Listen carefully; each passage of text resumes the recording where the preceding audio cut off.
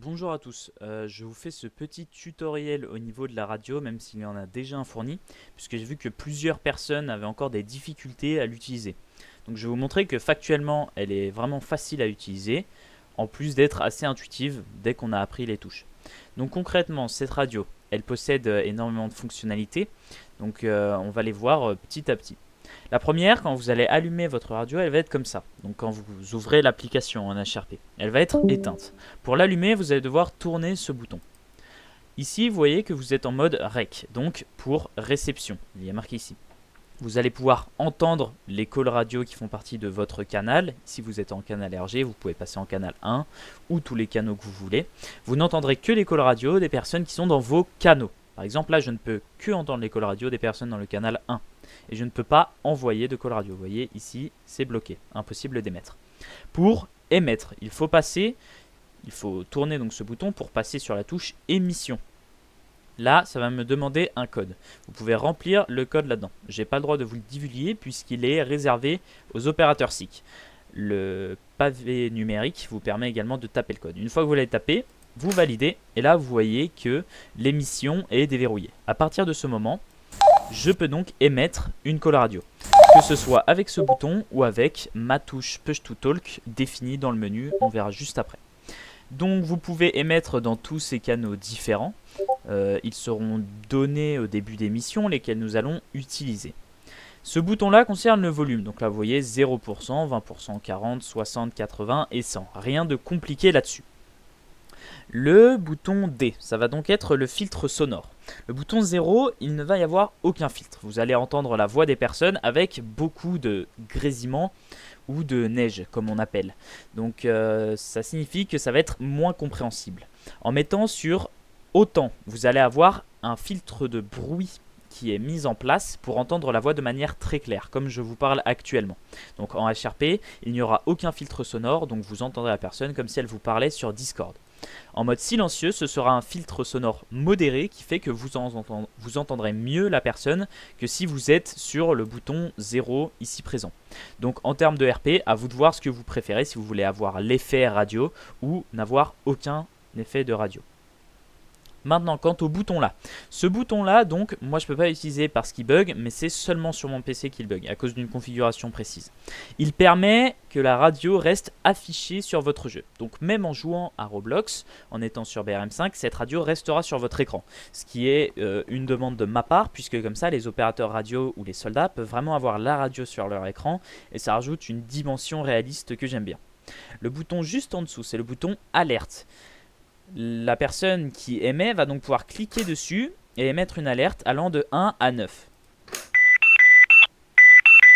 De cette manière, toutes les personnes dans le canal RG viennent de recevoir cette alerte qui va rester sur leur écran pour 15 secondes. Concrètement, ça concerne les opérateurs SIC puisque chaque numéro est associé à une alerte bien précise. Ça peut être une alerte nucléaire, une alerte de type ALAT ou autre. Mais ça, c'est réservé aux opérateurs SIC de toute manière. Le bouton RC ne vous est pas adressé. Vous voyez, fonction indisponible. Le bouton X permet d'effacer un numéro que vous avez tapé pour rentrer le code ou autre. Le bouton sélection ne sert à rien. Le bouton flèche du haut, c'est un mode debug qui est donc réservé aux développeurs. C'est-à-dire que vous ne vous en servirez jamais. Pareil pour le serveur.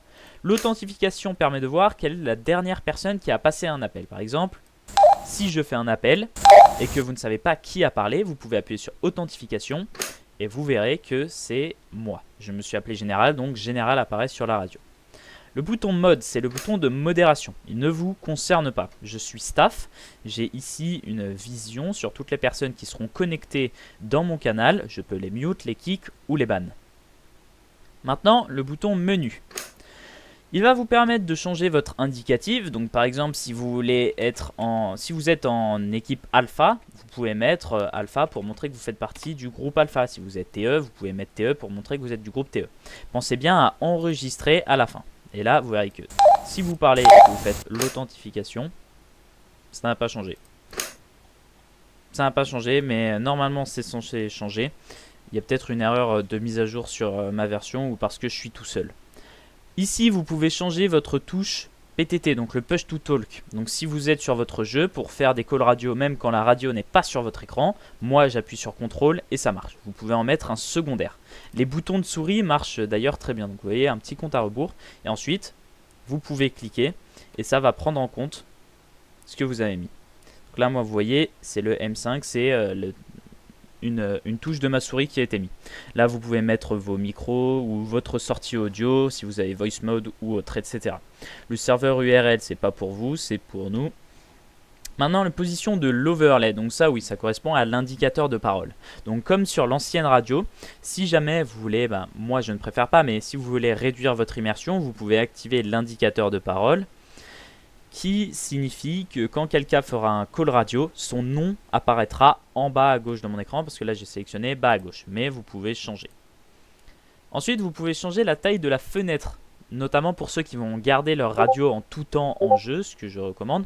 Vous pouvez la réduire, par exemple en la mettant à 70%, votre radio sera plus petite, etc. Donc c'est à vous de voir ce que vous préférez. Vous avez le QR code qui mène vers l'application mobile, juste ici, qui elle est beaucoup plus simpliste. Ici, vous pouvez vérifier que vous êtes à jour. Ici, revisionner le tutoriel. Et si vous avez besoin, ici, vous pouvez envoyer des retours aux développeurs si jamais vous rencontrez des bugs ou autres.